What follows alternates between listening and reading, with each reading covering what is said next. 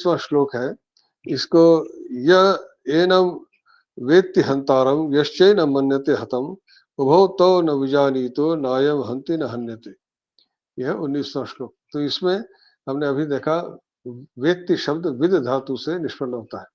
With जाने मतलब जो जानना, किसी चीज को जानना, तो जो जानना या समझना, अर्थात जो व्यक्ति इस किसको एनम मतलब इसको, किसको, ये जो ऊपर 18वें श्लोक में जिसको कहा है शरीर, जिसको कहा है, अर्थात शरीर जिसका है, शरीर जिसका है, शरीर अर्थात उस शरीर जिसका है, उस आत्मा के बारे में बात हो रही है।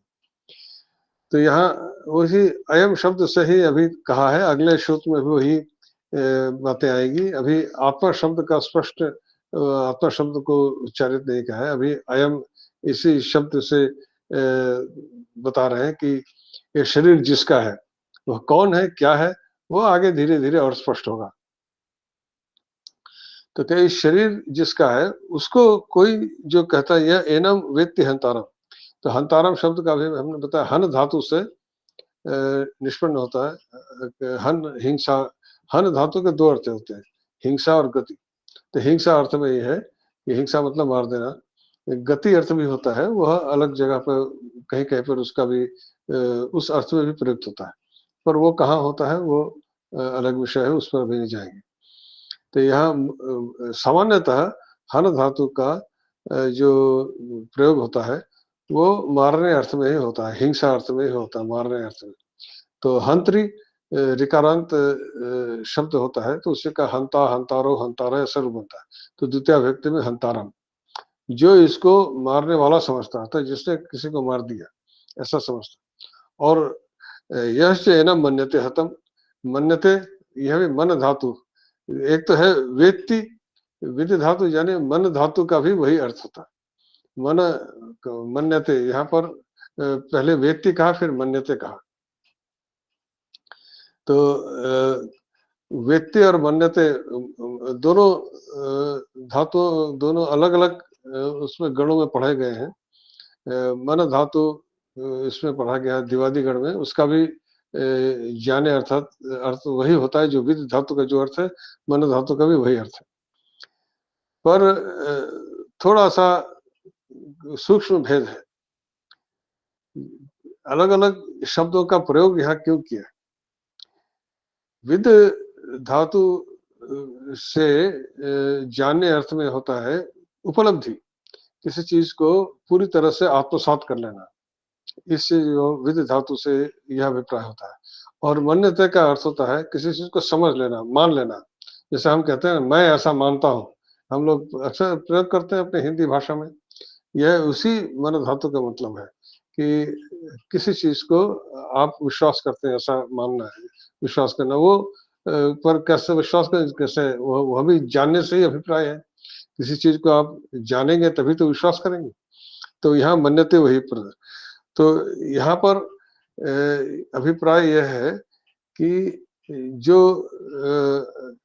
मारने वाला और मरने वाला दो अलग अलग वस्तुएं हैं, एक मारने वाला है और मरने वाला है। तो जो यह समझता है कि मैंने किसी को मार दिया, यह उपलब्धि करता समझता है मैंने किसी को मार दिया, यह नित्य हंतारा। और जो समझता है कि यह मर गया, और मानने वाला जो मानता है वो मान लिया उसने कि मर गया, तो मान लिया, मन्यते मान लिया कि मर गया, पर वस्तुतः मरा नहीं। केवल मानने का मतलब ये नहीं है कि सचमुच ऐसा हो गया। मन्यते शब्द का यही अभिप्राय है कि जो आपने किसी चीज को मान लिया, पर मानने का मतलब ये नहीं है कि सचमुच में वैसा हो गया, यह आपकी अपनी मान्यता है, आपका अपना मानना है। तो वही इसलिए मन्यते यहाँ शब्द का प्रयोग किया। जो यह मान लेता है कि वह मर गया, जो यह समझता है कि मैंने मार दिया, और जो यह मान लेता है कि यह मर गया, दोनों ही वो तो न विजानीत। अब यहाँ पे विजानीत, यहाँ जा धातु का प्रयोग किया है। जा धातु का भी अर्थ वही है, जा जैसे जानम, जानाति ऐसा रूप बनता है। तो विजानीत वी उपसर्ग है। तो देखिए यहाँ पर जानने अर्थ में तीन अलग अलग धातुओं का प्रयोग हुआ है। वेत्ते में विद धातु, मन्यते में मन धातु और विजानीते में ज्ञा धातु, दोनों अलग अलग 3 धातु प्रयुक्त हुए हैं और तीनों का अर्थ अनुवाद करेंगे तो एक जैसा ही निकलेगा, परंतु इसमें जो सूक्ष्म भेद है वो उसको हमें नहीं समझेंगे तो समझ में आएगा। तो इसमें क्या है, उभव तो मतलब वो दोनों, मतलब जिसने जो समझ रहा है कि मैंने मार दिया और जो यह मान रहा है कि यह मर गया, क्योंकि मान लेने का अभी हमने कहा कि मान लेने का मतलब ये नहीं कि सचमुच में हो गया, वो मान रहा है पर वैसा नहीं। उभव तो दोनों, वह दोनों न विजानीता, वि उपसर्ग का मतलब विशेष रूप से, वो दोनों विशेष रूप से यह नहीं जानते। विजानीत, यह द्वितीय व्यक्ति द्विवचन है, विजानीत प्रथम पुरुष द्विवचन का विजानीत है। जानाति जानीत है, जानन्ति असरूप बनता है, तो वी उपसर्ग हो गया। तो जानीत तो ज्ञान धातु का मतलब होता है, उसी से ज्ञान शब्द उसी से उत्पन्न होता है। ज्ञान शब्द का अभिप्राय भी यही है, उपलब्धि, अर्थात उसको ठीक ठीक जानना। उस दोनों का यहाँ पर विजानीत शब्द का प्रयोग इसलिए किया कि दोनों इस बात को ठीक से नहीं जानते। यहाँ पर इसका जो अभिप्राय है विजानीता कहने का, ये प्राय दोनों का जो यह समझना है, पहला जो व्यक्ति शब्द प्रयोग किया और दूसरा मन्यते जो मान लेते हैं, तो विजानीता का मतलब दोनों ही इस बात को ठीक से नहीं समझते। इस बात को ठीक, वो तो न विजानीते, ठीक से नहीं समझते। क्या नहीं से, न अयम हंति न हन्यते, यह न तो किसी को मारता है न किसी के द्वारा मारा जा सकता है। हन्यते, हंति मतलब हन धातु से बनता है हंति, हंति हता ग्रंथि ऐसा रूप बनता है। हंति मतलब न तो न अयम हंति, यह अयम शब्द है, न अयम हंति। ये अभी यहाँ पर उस आत्मा के लिए अयम शब्द का प्रयोग हो रहा है।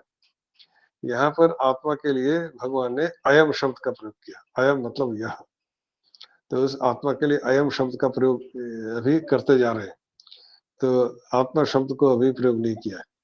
तो यह, तो अयम न अयम हंति, यह किसी को मारता नहीं, और न हन्यते, इसे हन धातु से कर्मवाच्य में बनता है हन्यते, अर्थात मार दिया जाना, किसी के द्वारा न मारा जा सकता है। न तो यह किसी को मारता है, न मारा जा सकता है, न किसी को मारता है और न ही मारा जा सकता। तो इस प्रकार से इस श्लोक के द्वारा भगवान उसका अर्जुन का जो भीष्म इत्यादि को मारने का जो शोक है, उसको उनकी मृत्यु के निमित्त जो शोक है उसको निवारित करते हैं, मतलब उसको एक प्रकार से एतन्न हन्तुम इच्छामि इत्यादि जो कह रहे थे कि मैं मारना नहीं चाहता, एतन्न हन्तुम इच्छामि इत्यादि, उसमें कहने के मतलब यह सब श्लोक उसके शोक को वो दूर करते हैं कि उसमें शोक करने की आवश्यकता नहीं है।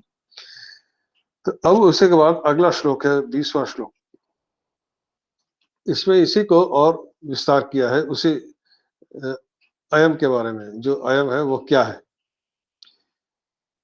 न जायते म्रियते वा कदाचित नायम भूत्वा भविता वा न भूयः अजो नित्य शाश्वत अयम पुराण न हन्यते हन्यमाने शरीर।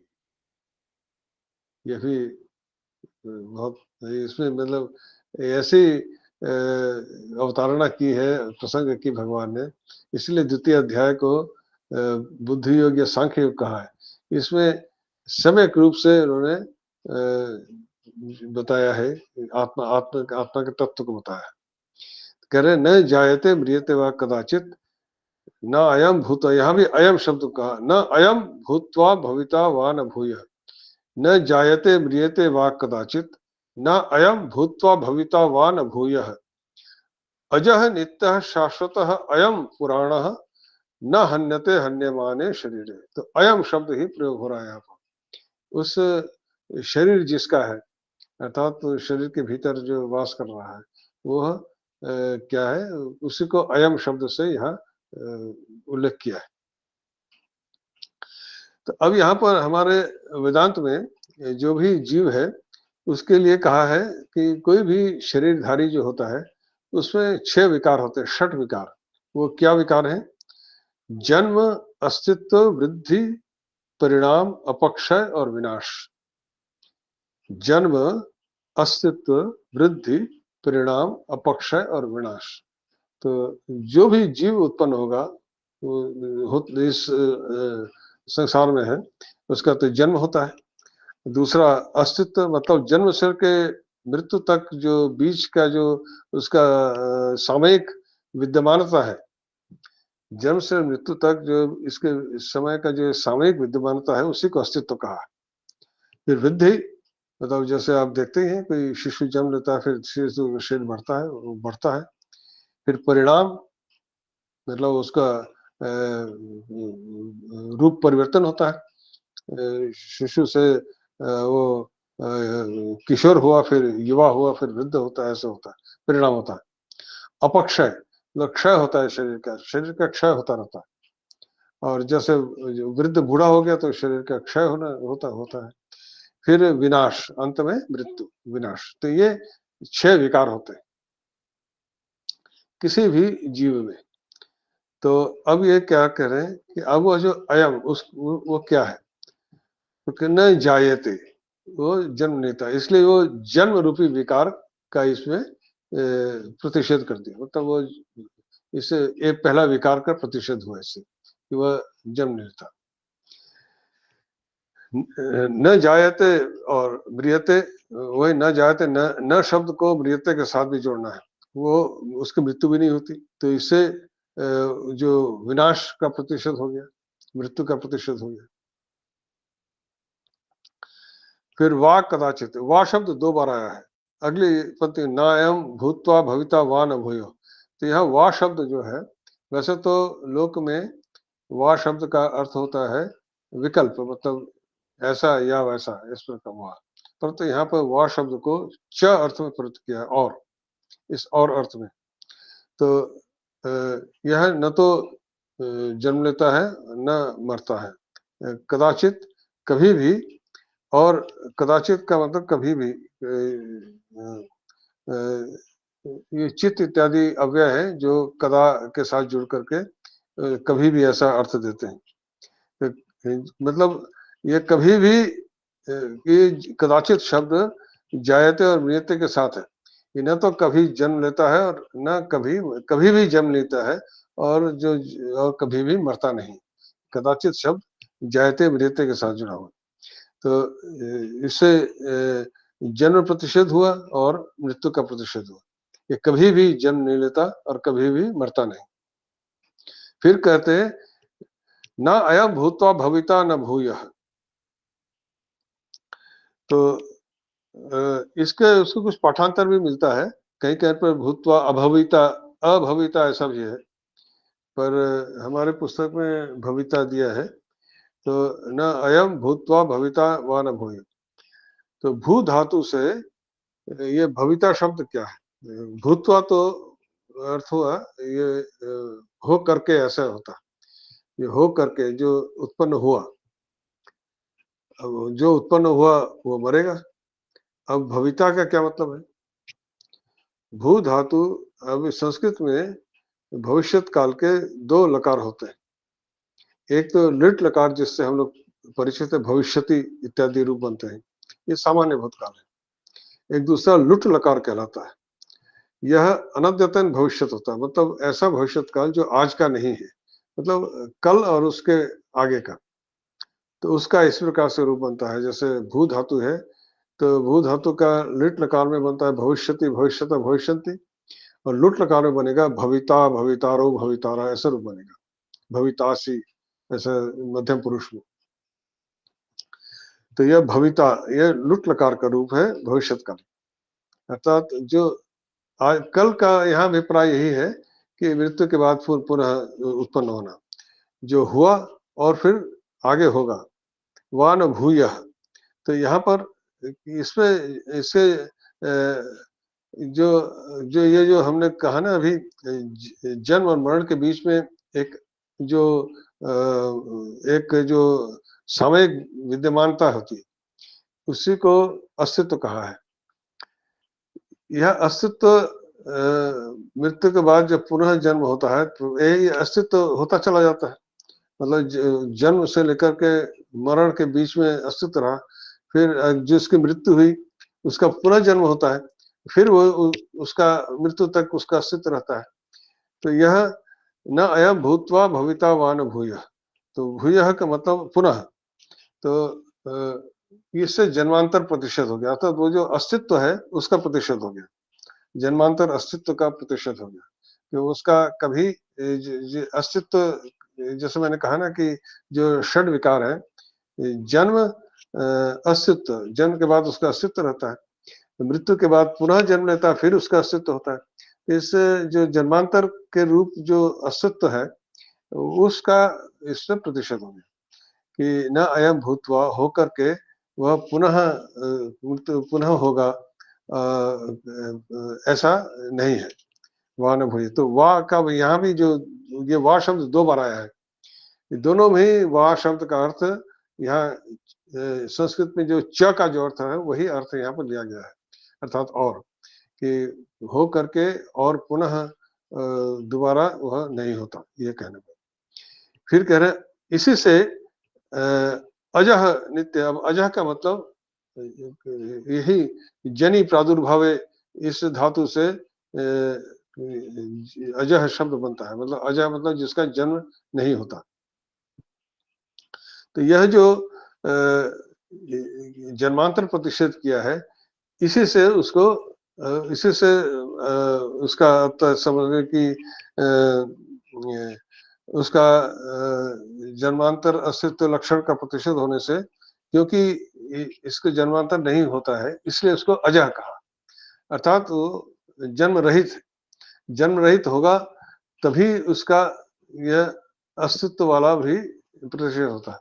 जन्म होगा तो मृत्यु भी होगी, तो इसी से अस्तित्व का रहित होने से वो जन्म रहित भी होगा, इसीलिए अजह यहाँ पर कहा। न जायत से तो बताया है कि उसका जन्म प्रतिषेध हुआ ही हुआ। यहाँ अजह पुनः इसलिए कहा कि जो ये नायम भूत्वा भविता न भूय, ये जो वाक्य कहा, इसे जो जन्मांतर होता है उसका भी प्रतिशोध अजह कहने से हो गया कि पुनः पुनः जो जन्म होता है वो नहीं होता, क्योंकि वो जन्म रहित है, तो उसका पुनः पुनः जन्म होता ही नहीं, होगा ही नहीं। तो इसीलिए अजह कहा। फिर नित्य, नित्य का मतलब क्या है? सदा एक रूप, यहाँ पर वृद्धि प्रतिषेध हो गया। नित्य का मतलब सदैव एक रूप, जो सदैव एक जैसा ही है, उसमें कोई बदलाव नहीं होता।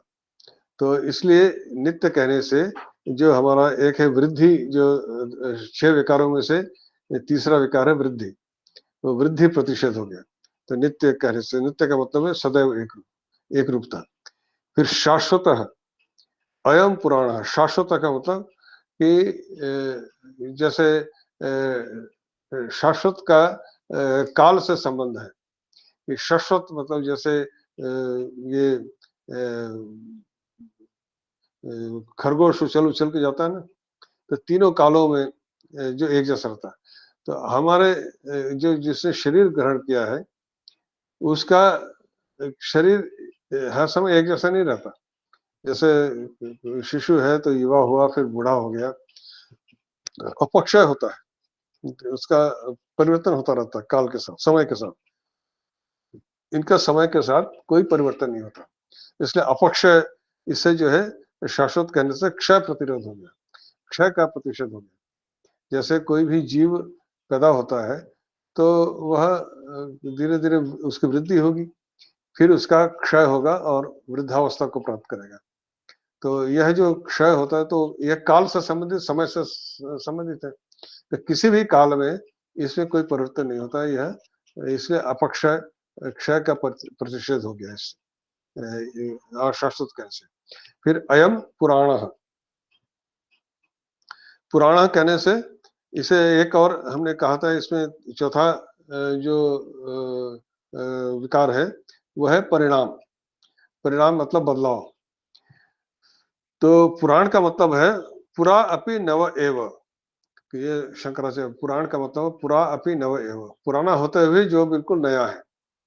हमारा कोई वस्त्र पुराना हो जाता है तो हम उसको फिर नया वस्त्र धारण कर, वो अभी आ गया है तो नया, ऐसा नहीं कि उसका रूप परिवर्तन होकर के नया हो गया।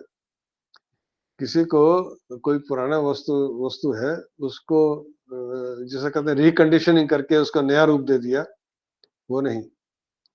हम कहते हैं ना, अंग्रेजी में शब्द है रिकंडीशन। कोई भी पुरानी वस्तु है, उसको ठोक ठाक करके उसके जो घिसे पिटे जो उसके पार्ट हैं, अवयव हैं, उसको बदल करके उसको एक तरह से नया रूप दे दिया, तो वह नया जैसे ही लगने लगता है। पुरानी गाड़ी को सर पार्ट में बदल करके नया पेंट वेंट करके डेंटिंग पेंटिंग करके उसको नया जैसा चमका दिया, तो पुराने को ही को नया बदल करके नया रूप दे दिया, वो नहीं। वह पुराना होते हुए उसका रूप वैसे ही है, वह नया जैसा ही सदा सर्वदा नया जैसा ही रहता है, वो कभी पुराना होता ही नहीं।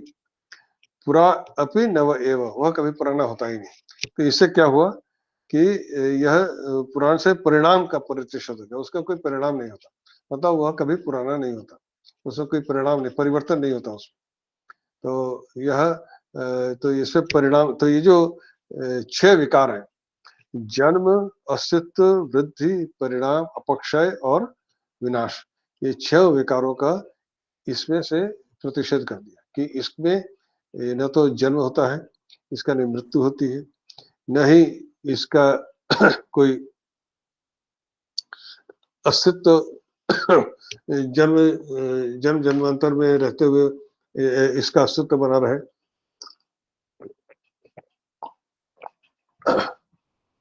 अस्तित्व भी नहीं रहता, इससे अजय है, जन्म रहित है, और फिर नित्य है, अर्थात इसमें कोई वृद्धि नहीं होती, घटना बढ़ना कुछ नहीं होता, शाश्वत है, ये सदैव नित्य मतलब एक रूप रहता है, शाश्वत मतलब इसमें कोई क्षय नहीं होता, और पुराना मतलब इसमें कोई परिणाम नहीं होता।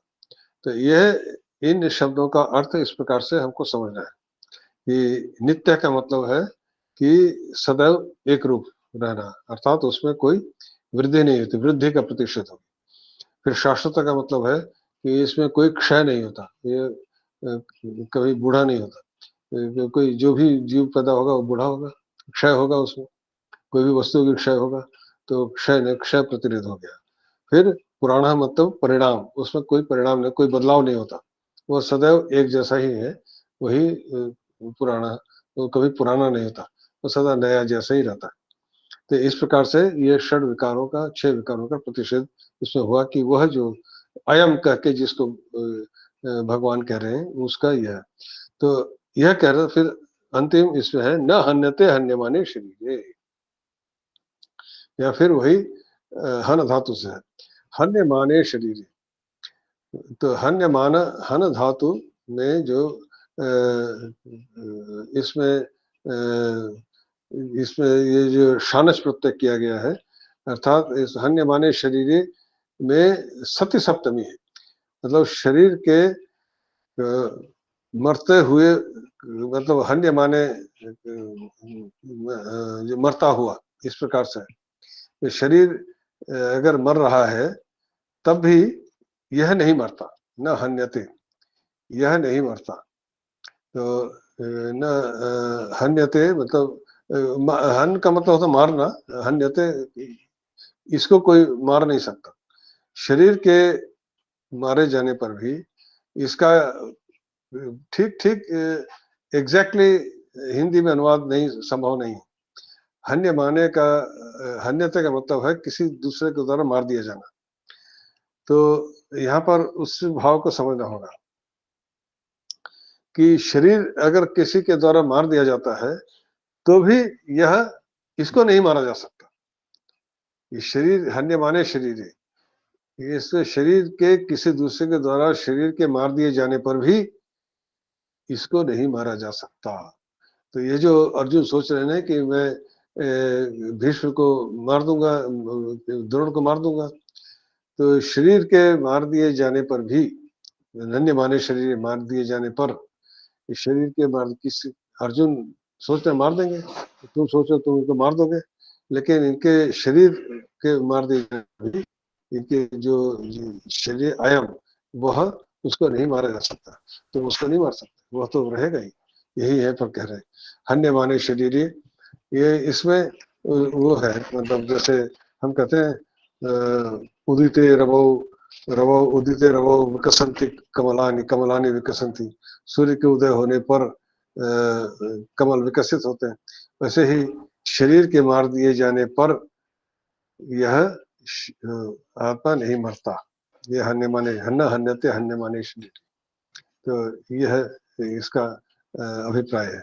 तो इसमें 6 विकारों का जो प्रतिषेध करते हुए अंत में बता दिया कि यह जो शरीर है, क्योंकि उसमें कोई विकृति नहीं होती, उसको तो मारे नहीं जा सकता, कहते हैं न जायते म्रियते, तो उसकी तो मृत्यु हो रही है, शरीर की मृत्यु शरीर की ही होती है, उसकी नहीं होती, यही बात यहाँ पे बता दी। फिर 21वें श्लोक में कहते हैं वेदा विनाशिनम नित्यम एनम अजम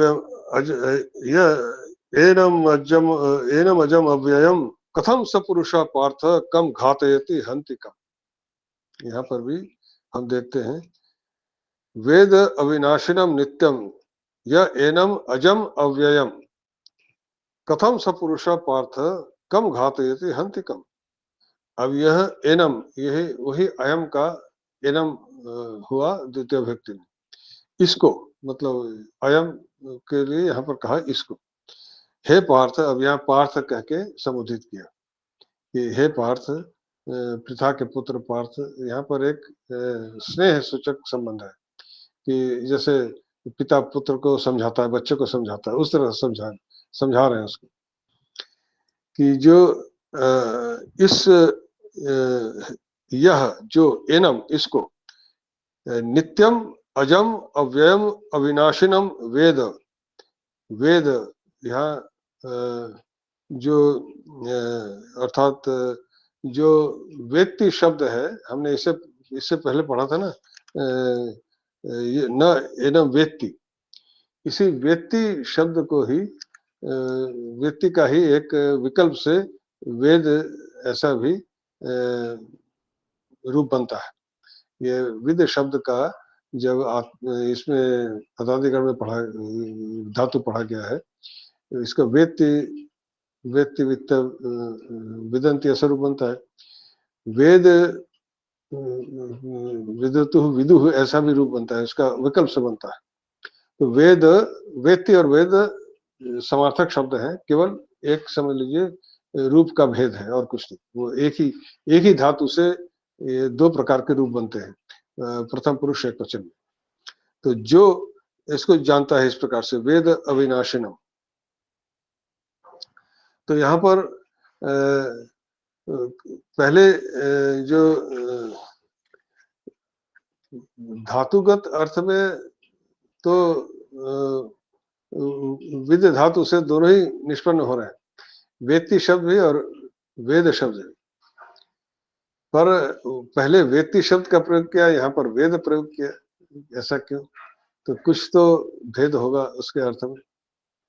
तो वेत्ति का मतलब यहाँ पर जो अविनाशी, जो यहाँ पर यह है ना वेत्ति हंतारम, यहाँ पर वेत्ति का मतलब वही है कि जैसे आप किसी चीज को पुस्तक पढ़ करके आपने कुछ जान लिया और उसको फिर वो तो आपको एक जिसे हम कहते हैं नॉलेज प्राप्त हुई, आपकी जानकारी प्राप्त हुई, और उसको फिर आपने प्रैक्टिकल करके देखा तो वो आपकी जानकारी पूरी तरह आपके भीतर बैठ जाती है, वो पूरा सही उसके सत्यता को उपलब्धि हो जाती। तो वेत्ति और वेद में यही अंतर है। वेत्ति का मतलब है किसी चीज को सुनकर या पढ़ करके जान लेना, और वेद का अर्थ होता है उसको उपलब्ध कर लेना, उसे पूरी तरह से आत्मसात कर लेना, उसको प्रैक्टिकली करके देख लेना। वेद अविनाशी, तो यहाँ पर तो जिसने इस चीज़ की उपलब्धि कर ली, मतलब कुछ अच्छी तरह से जान लिया कि वह जो है अविनाशिनम नित्यम, वह जो है उसको जिसने जाना कि वह नित्य है, जो अभी पिछले में कहा कि नित्य है और अविनाशिनम अविनाशी है। यहाँ पर पहले कहा है ना 18वें अविनाशिनः, तो अविनाशी है। और अजम, यहाँ इसी पिछले श्लोक में अज कहा था, अज है। और अव्यय भी यहाँ पर कहा है, जो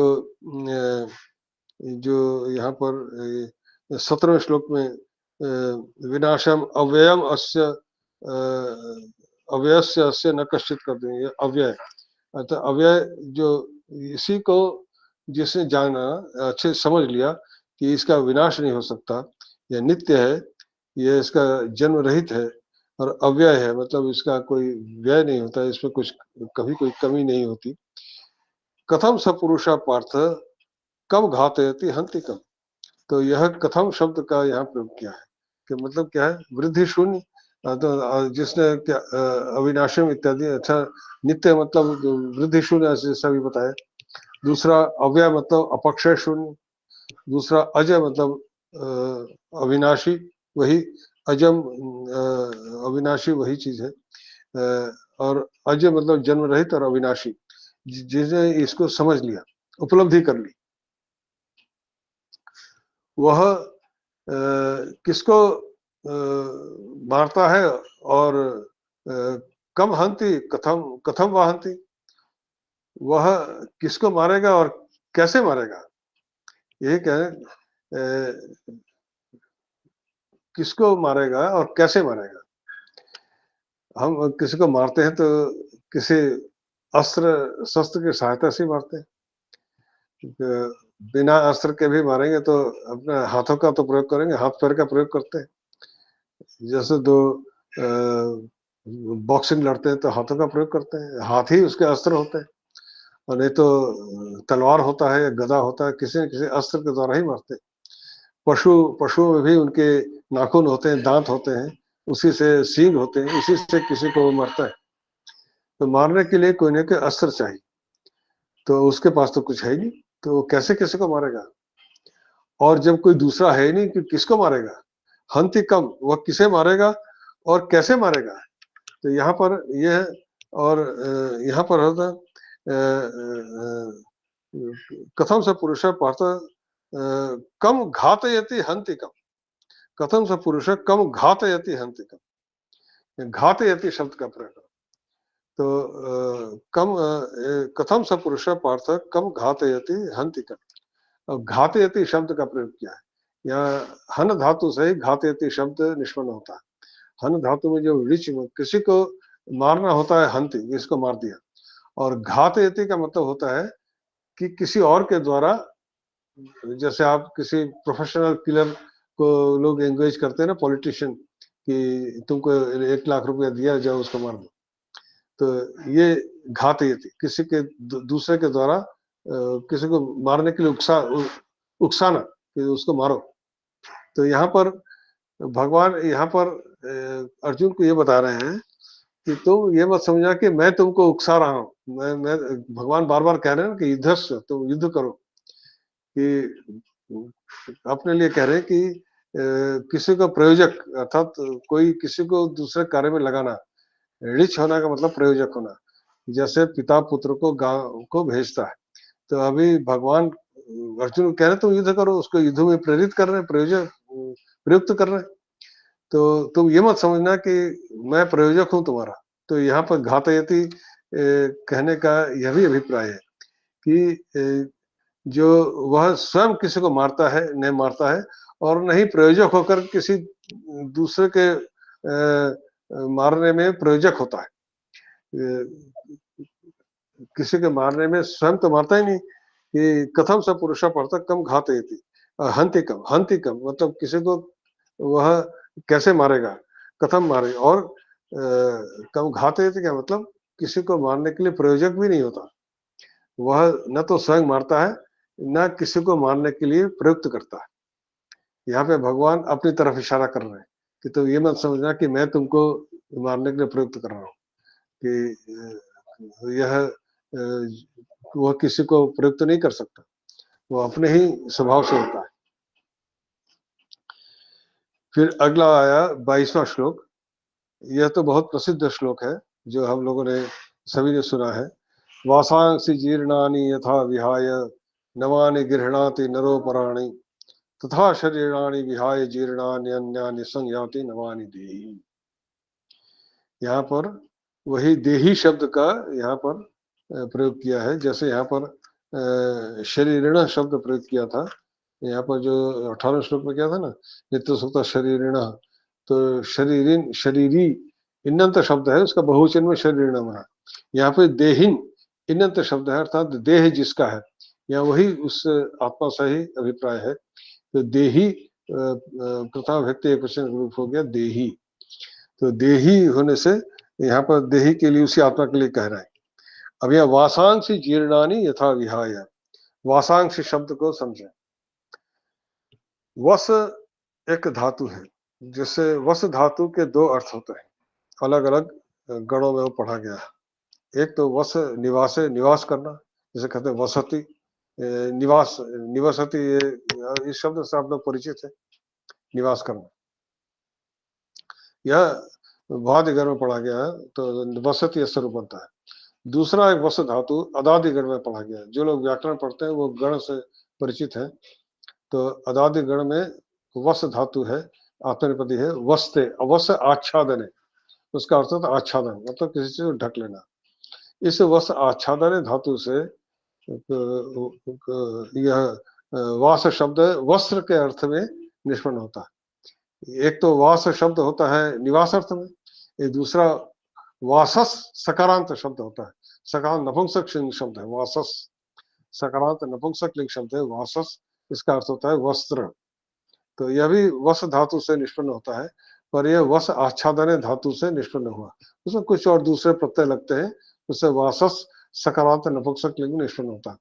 तो मनस शब्द की तरह से इसके रूप चलेगा।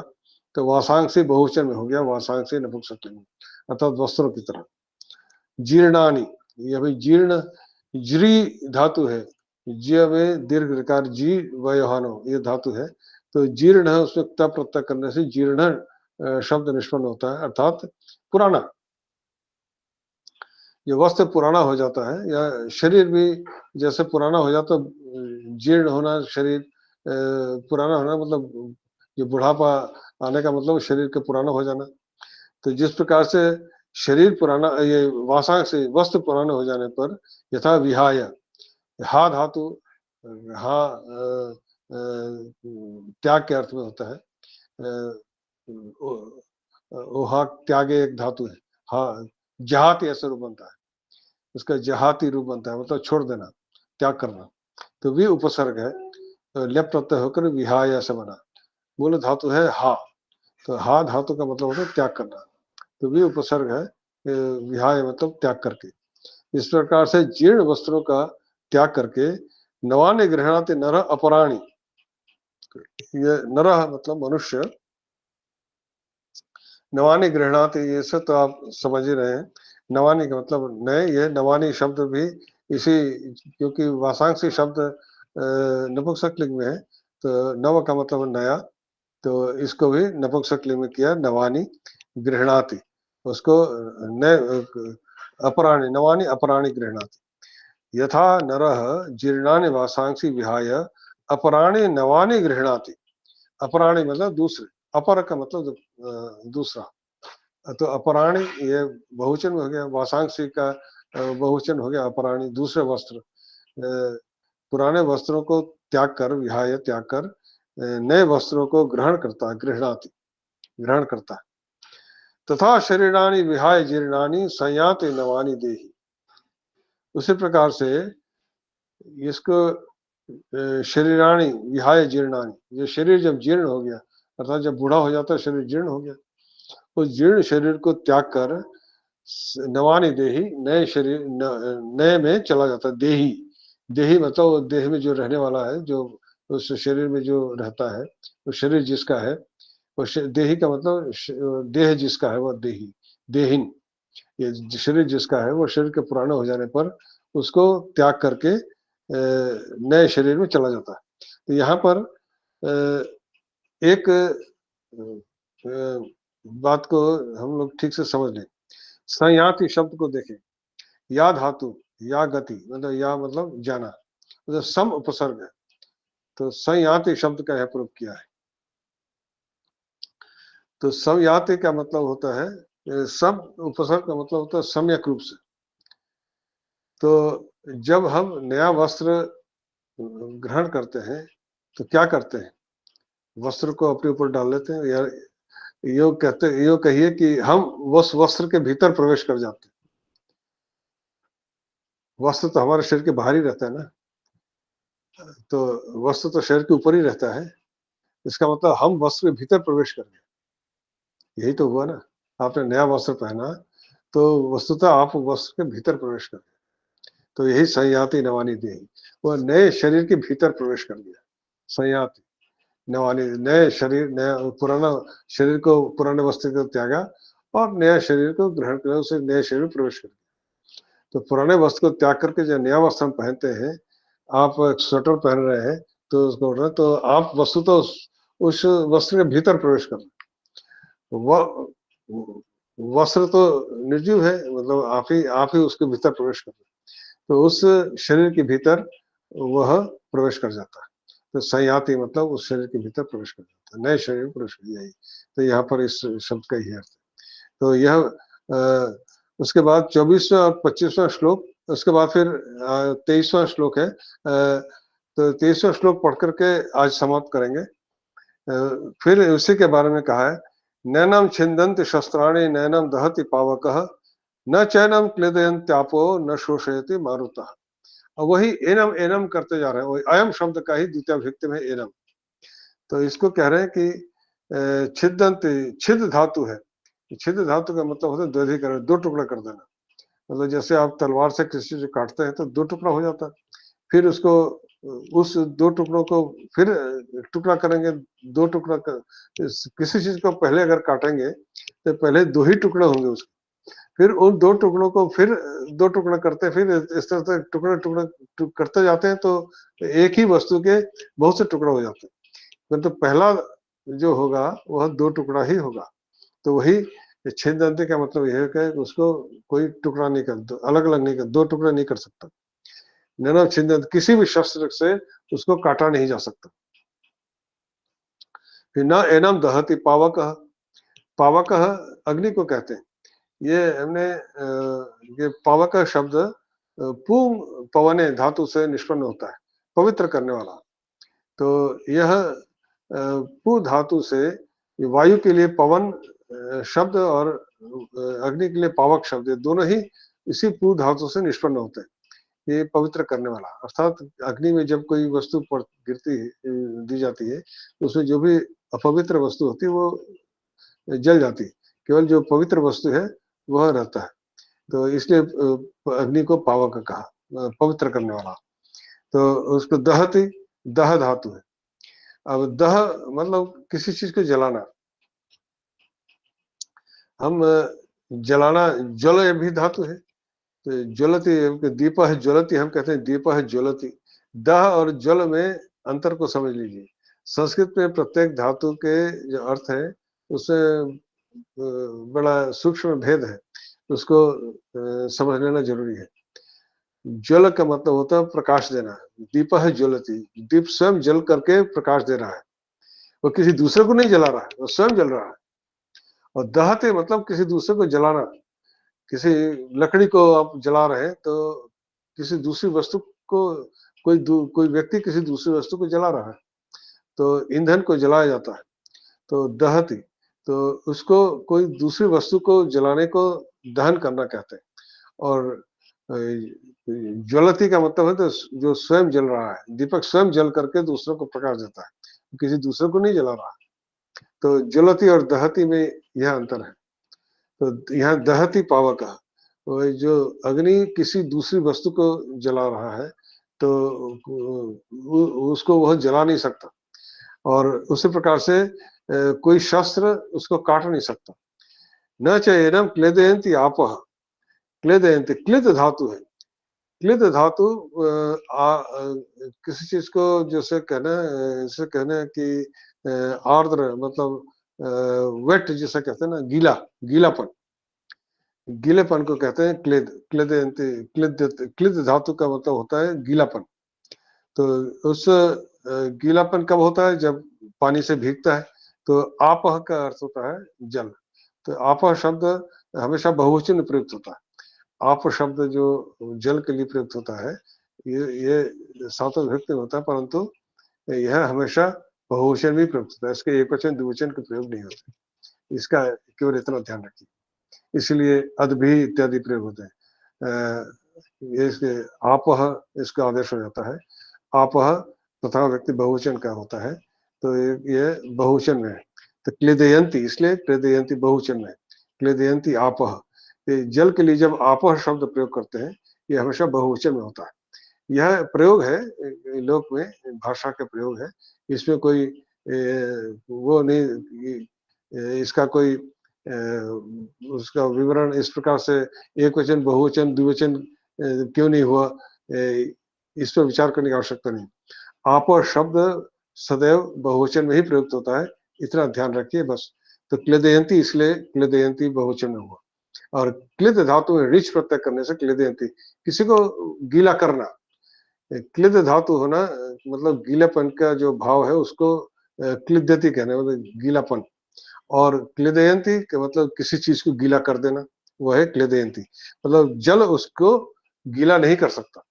जैसे तीन चीज बता दी, शस्त्र उसको काट नहीं सकता, अग्नि उसको जला नहीं सकता, और जल उसको गीला नहीं कर सकता। कोई भी वस्त्र है, उसको आप काट भी सकते हैं, जला भी सकते हैं, गीला भी कर सकते हैं। पर यहाँ पर पिछले में वस्त्र का उदाहरण दिया था ना, वस्त्र वस्त्र जल भी सकता है, जब धोते हैं वो गीला होता है। और अब जब आप उसको कुछ नया रूप देते हैं तो कैंची से काट भी सकते हैं। तो न तो उसको काटा जा सकता है, वस्त्र की तरह उपमा तो दे दी कि वस्त्र की तरह बदल दिया, परंतु वह जो स्वयं जो है उसको न तो वस्त्र की तरह काटा जा सकता है, न जलाया जा सकता है, और न ही जब वस्त्र को धोते हैं गीला करते हैं न गीला, वो जल के द्वारा गीला किया जा सकता है। न शोषयंती मारुता, और कपड़ा धोने के बाद उसको आप टांग देते हैं सूखने के लिए, हवा में सूखता है ना, तो न शोषयंती मारुता, तो उसको वायु सुखा भी नहीं सकता। तो शुष्क धातु से है, शुष्क धातु शोषण है, मतलब इसे शुष्क धातु से भी वही ऋच करके शोषयति, मारुत के द्वारा जो हवा के द्वारा उसको सुखाया भी नहीं जा सकता। एक तो शुष्क धातु जैसे इससे पहले भी आता है ना, मुखम शुष्यति, मेरा मुंह सूख रहा है। सूख जाना किसी चीज का तो सूख जाना, किसी को सुखा देना। आपका मुंह सूख रहा है, हम कहते हैं मेरा मुंह सूख रहा है, तो वहां पे होगा शुष्यति। परंतु आप कपड़ा बाहर रख करके हवा में सुखा रहे हैं तो शोषयति, तो हवा के द्वारा उसको सुखाया नहीं जा सकता। तो ये सब चीजें हो गई। यहाँ जो पिछले श्लोक में वस्त्र का उदाहरण दिया था, तो उसी से यह भी जुड़ा हुआ है कि कपड़े को हम धोते भी है, सुखाते भी हैं। तो न तो उसको धोया जा सकता है, न सुखाया जा सकता है, और न उसको जलाया जा सकता है, न काटा जा सकता है। आग लगी तो कपड़ा जल भी जाता है, और उसको कैंची से आप काट भी सकते हैं। न तो उसको काटा जा सकता है, न जलाया जा सकता है, न धोया जा सकता है, न सुखाया जा सकता है। तो ये सब चीजें इसमें आ गई। चलिए आज यहीं तक।